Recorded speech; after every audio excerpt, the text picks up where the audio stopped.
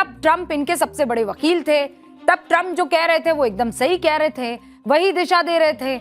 जो भारत में हो रहा है उसको कैसे डिफेंड करना है या उसको कैसे अटैक करना है, ऐसा लग रहा था ट्रंप ही कर रहे हैं। लेकिन इस बार ट्रंप ने चुनाव आयोग की तारीफ की तो विपक्ष को मिर्ची लग गई, छटपटाहट बढ़ गई, ब्लड प्रेशर एकदम बढ़ गया, क्योंकि ट्रंप का यह बयान विपक्ष के anti EVM, anti election commission और ज्ञानेश कुमार विरोधी एजेंडे को सूट नहीं कर रहा है।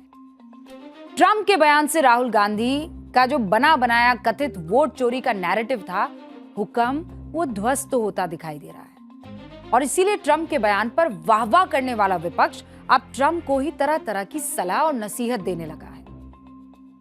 कांग्रेस सांसद पवन खेड़ा कह रहे हैं डोनाल्ड ट्रंप ज्ञानेश कुमार को अमेरिका बुला ले, उनसे एसआईआर करवा ले, हम अगली फ्लाइट से ईवीएम भेज देंगे, जैसे ये सच में भेज सकते हैं। कांग्रेस नेता उदित राज कह रहे हैं ट्रंप ने भारत की चुनावी व्यवस्था जैसे वोटर आईडी कार्ड की प्रशंसा तो की, गोदी मीडिया ने इसे बड़ी खबर बना दिया। अरे भैया, आपके सबसे बड़े नेता ट्रंप के एक बयान को सबसे बड़ा बयान बता रहे थे, तब वो कौन से मीडिया का हिस्सा थे या वो कौन सी पार्टी का हिस्सा थे? फिर वो ट्रंप पार्टी बन गए थे। कांग्रेस सांसद कुमारी शैलजा ने कहा कि वोटर आईडी की बात तो ठीक है, लेकिन ट्रंप जी को सभी चीजों का जायजा लेना चाहिए। कांग्रेस नेता अतुल लोढ़े पाटिल जो है वो ये कह रहे हैं कि ज्ञानेश कुमार ने ट्रंप को ये बताया नहीं, या ज्ञानेश कुमार से जानना चाहिए कि चुनाव आयोग का इस्तेमाल करके चुनाव जीता कैसे जाए। अब सबसे दिलचस्प बयान तो कांग्रेस सांसद अखिलेश प्रसाद सिंह ने दिया। कहा कि भारत में क्या कुछ हो रहा है इसकी जानकारी ट्रंप को नहीं है, इसीलिए ट्रंप को अपना देखना चाहिए। कमाल है, जब हमारे चुनाव आयोग का डंका खुद अमेरिका का राष्ट्रपति बजा रहा है, तब ऐसी चिढ़न, नाखुशी, बेचैनी, असहजता क्यों भैया? क्या यही सोच वो दिमागी नक्सली वाली सोच नहीं है क्या? सवाल पूछ रही हूं मैं।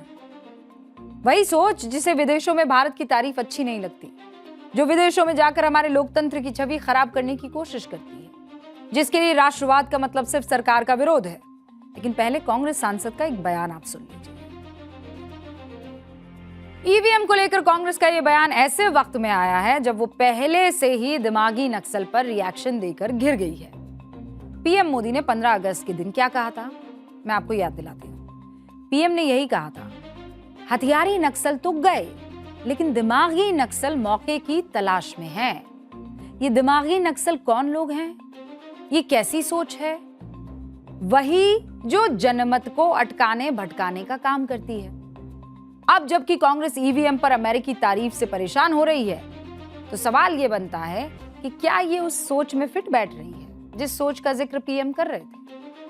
पाठशाला में हमारी कोशिश होती है कि तर्कों के साथ बात करें। हम आखिर क्यों कह रहे हैं कि ईवीएम को लेकर कांग्रेस की सोच अच्छी नहीं है, खतरनाक है? कैसे ये उस उदाहरण में फिट बैठ रही है जो पीएम ने लाल किले की प्राचीर से दिया था? 4 तर्क हैं जो मैं आपके सामने रख रही हूं, उस पर ध्यान दीजिएगा। पहला तर्क, चुनाव आयोग और ईवीएम लोकतंत्र की रीढ़ है, इन्हें बार बार संदेह के घेरे में लाना, अमेरिका की तारीफ पर व्यंग करना, मतदाता सूची में सुधार की प्रक्रिया एसआईआर यानी स्पेशल इंटेंसिव रिवीजन पर तंज कसना, ये क्या है? ये लोगों में चुनावी प्रक्रिया पर अविश्वास पैदा करना नहीं है क्या? अगर संस्थाओं पर भरोसा खत्म हो जाए तो लोकतंत्र कमजोर नहीं होगा क्या? दूसरा तर्क, देश की उपलब्धि पर फख्र की जगह तंज करना राष्ट्र विरोधी मानसिकता नहीं है क्या? ट्रंप ने भारत की फोटो आईडी वाली सख्त व्यवस्था को मिसाल बताया। ये तो भारत की चुनावी मजबूती का प्रमाण है ना। तो फिर गर्व करने की जगह सीसी ईवीएम को एक्सपोर्ट करने का ऑफर क्यों? क्या ये वही सोच नहीं है जो देश की किसी सफलता को नकारती है? जब विदेश में भारत की तारीफ हो रही हो, तब घरेलू संस्थाओं को नीचा दिखाना ये मौके की तलाश वाली मानसिकता नहीं तो फिर क्या है जिसकी पीएम ने चेतावनी दी थी? तीसरा तर्क, कांग्रेस खुद को दिमागी नक्सल कहलाने पर गर्व महसूस करती है। वो बार बार लगातार ईवीएम, ईसी, एसआईआर पर संदेह जता रही है। तो जो लोग लोकतंत्र की सबसे बुनियादी संस्था को ही संदिग्ध बता रहे हैं, वो उसी वैचारिक ढांचे में तो फिट बैठते हैं जिसकी पीएम ने बात की थी।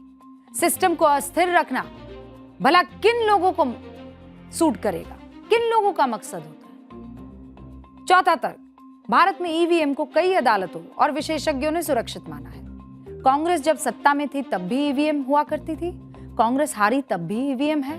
बैलेट पेपर हटाकर ईवीएम को ले आने वाली कांग्रेस आज जब ये सब सवाल पूछती है तो सवाल तो उठते हैं ना। वही कांग्रेस जब चुनाव हार जाती है तब ईवीएम पर दोष बढ़ना शुरू कर देती है। ये सुविधा वाली राजनीति नहीं तो फिर क्या है? और क्या ऐसे सवालों को उठाना वैचारिक अराजकता नहीं तो क्या है? एक लाइन में मोटी बात समझ लीजिए, हथियारी नक्सल हथियार के बल पर चुनाव में बाधा डालते थे, चुनाव बहिष्कार करते थे, लोगों को वोट देने से रोकते थे, कुल मिलाकर लोकतंत्र को कमजोर किया करते थे। लेकिन दिमागी नक्सल वो चुनाव प्रणाली, चुनाव आयुक्त, चुनाव मशीनरी सबका मजाक उड़ाकर लोकतंत्र को कमजोर नहीं कर रहे हैं क्या? ट्रंप के बयान को हमारे देश का विपक्ष भले ही नापसंद कर रहा हो, लेकिन अमेरिका में चुनाव सुधार की जो बात ट्रंप कर रहे हैं उसके समर्थन में वहां के पत्रकार खड़े नजर आ रहे हैं। अमेरिका के एक पत्रकार है एरिक डॉगर्थी। वो अमेरिकी चुनाव में वैध वोटर आईडी की जरूरत को इंपॉर्टेंट मानते हैं, और सिर्फ इंपॉर्टेंट नहीं, अनिवार्य बताते हैं। भारत में अमेरिकी राजदूत सर्जियो गोर भी ट्रंप की बात से सहमत दिख रहे हैं। उनका बयान आपको सुनाऊंगी, लेकिन उससे पहले ये जान लीजिए कि ट्रंप ने अमेरिकी कांग्रेस में जिस सेव अमेरिका एक्ट को पास कराने की जरूरत बताई है वो आखिर है क्या? सेव अमेरिका एक्ट, जिसका पूरा नाम safeguard American voter eligibility act है, यह अमेरिका में प्रस्तावित एक बेहद सख्त संघीय चुनावी कानून है। इसका उद्देश्य फर्जी मतदान को रोकना और मतदाता पहचान नियमों को सख्त बनाना है। यानी अमेरिकी नागरिकों को मतदान के लिए पंजीकरण कराते वक्त अपनी अमेरिकी नागरिकता साबित करनी होगी। अभी तक अमेरिकी संघीय कानूनों के मुताबिक मतदान या मतदाता का अमेरिकी नागरिक होना अनिवार्य है, लेकिन नागरिकता साबित करने का कोई प्रावधान नहीं है। अमेरिका में मतदान प्रक्रिया हर राज्य में अलग अलग है, लेकिन कुछ अमेरिकी राज्यों में पहले से ही मतदाताओं के लिए वैध फोटो पहचान पत्र दिखाना अनिवार्य है। अमेरिका में चुनाव आयोग जैसी कोई केंद्रीय संस्था नहीं है जो पूरे देश का चुनाव करवाए। इसीलिए ट्रंप पूरे देश में चुनाव का एक स्टैंडर्ड चाहते, एक मानक चाहते हैं, जैसा कि भारत में है चुनाव आयोग के नाम पर। इसीलिए ट्रंप ने भारतीय चुनाव आयोग का जिक्र किया और तारीफ की। यानी अमेरिका जिस कानून को बनाने की प्रक्रिया में है वो हमारे संविधान में शुरू से है। कोई विदेशी नागरिक वोट नहीं कर सकता। ये बात हमारे संविधान में लोक प्रतिनिधित्व अधिनियम 1950 की धारा 21 क्लॉज बी में 2 में लिखी हुई है। लेकिन जब चुनाव आयोग एसआईआर के जरिए ये सुनिश्चित करने की कोशिश करता है कि कोई विदेशी नागरिक हमारे सांसद विधायक को ना चुने, सरकारें ना चुने, तो विपक्ष सड़क पर उतर जाता है। नेता विपक्ष राहुल गांधी पूरे बिहार में घूम घूम कर एसआईआर के खिलाफ जनमत तैयार करते हैं। अब आपको यह भी समझना चाहिए कि अमेरिका भारत की चुनावी प्रक्रिया की तारीफ आखिर कर क्यों रहा है, और दोनों देशों की चुनावी प्रक्रिया में अंतर क्या है। भारत में इलेक्शन कमीशन ऑफ इंडिया पूरे देश के प्रमुख चुनाव कराता है। अमेरिका में चुनाव का संचालन राज्य सरकार और स्थानीय प्रशासन करता है। भारत में वोटर का नाम इलेक्टोरल रोल में होना जरूरी है। अमेरिका में भी सिर्फ नॉर्थ डकोटा को छोड़कर सभी राज्यों में वोटर रजिस्ट्रेशन जरूरी है। भारत में वोटिंग के लिए ईवीएम का इस्तेमाल होता है, लेकिन अमेरिका में वोटिंग का कोई इंटीग्रेटेड स्टैंडर्ड यानी एकीकृत मानक नहीं है।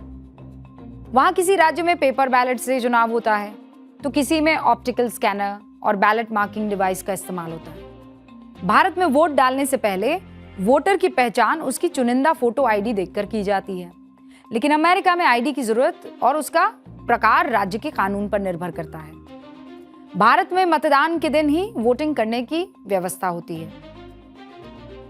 कुछ विशेष वर्ग को ही पोस्टल वोटिंग के जरिए सुविधा प्राप्त है, लेकिन अमेरिका में बहुत से राज्यों में अर्ली वोटिंग की व्यवस्था है। हमारे देश में वोटर को ईवीएम में नोटा यानी नन ऑफ द अबव का विकल्प मिलता है, लेकिन अमेरिका में नोटा जैसा कोई विकल्प नहीं है। वोटर को किसी ना किसी को तो वोट करना ही होता है। भारत में चुनाव आयोग की निगरानी में वोटों की गिनती होती है। अमेरिका में राज्य प्रशासन या स्थानीय चुनाव अधिकारी जो है वो बैलेट को गिनते हैं और वेरीफाई करते हैं। अमेरिकी राजदूत सर्जियो गोर वो एक बयान देते हैं, मैं आपको वो बयान सुनाती हूँ। Look, the president was very clear, and what India does, having a voter ID law, is something that we should pass in the United States. You had over 660 million people vote, by the way, less than 1% by mail. So I think it's vitally important. Voter ID is important. This is not a partisan issue, and so the president is absolutely right that the United States should have a voter ID requirement when people show up to vote. जमीन आसमान का अंतर है, और हमारी population तो आप कतई मत भूलिएगा। ईवीएम से चुनाव हो तो विरोध, मतदाता सूची का शुद्धिकरण हो तो विरोध, एक देश एक चुनाव लागू करने की चर्चा हो तो विरोध। यानी विपक्ष चुनाव सुधार की हर प्रक्रिया का विरोध करता है, और ये विरोध तब और बढ़ जाता है जब नतीजे विपक्ष के खिलाफ आते हैं। लेकिन वही चुनाव के नतीजे जब विपक्ष के पक्ष में आते हैं, यानी विपक्ष चुनाव जीत जाता है, तब सब चंगा है। तब ना ईवीएम हैक होता है, ना वोट चोरी होती है, एसआईआर का असर होता है। अभी कुछ दिन पहले बिहार के बांकीपुर में, मध्य प्रदेश के दतिया में, गुजरात के मंजालपुर में उपचुनाव हुए कि नहीं हुए, जिसमें से बीजेपी बांकीपुर और दतिया 2 सीट हार जाती है। और बांकीपुर तो भैया राष्ट्रीय अध्यक्ष का इलाका, वो वहां से जीत कर आते हैं। नितिन नबी हार गई वो सीट बीजेपी ने तो चुनावी प्रक्रिया पर सवाल नहीं उठाया। विपक्ष ने चुनावी व्यवस्था पर उसके बावजूद, जीत जाने के बावजूद, इस तरह का माहौल क्यों नहीं बनाया जो पहले बना रहे थे हारने पर।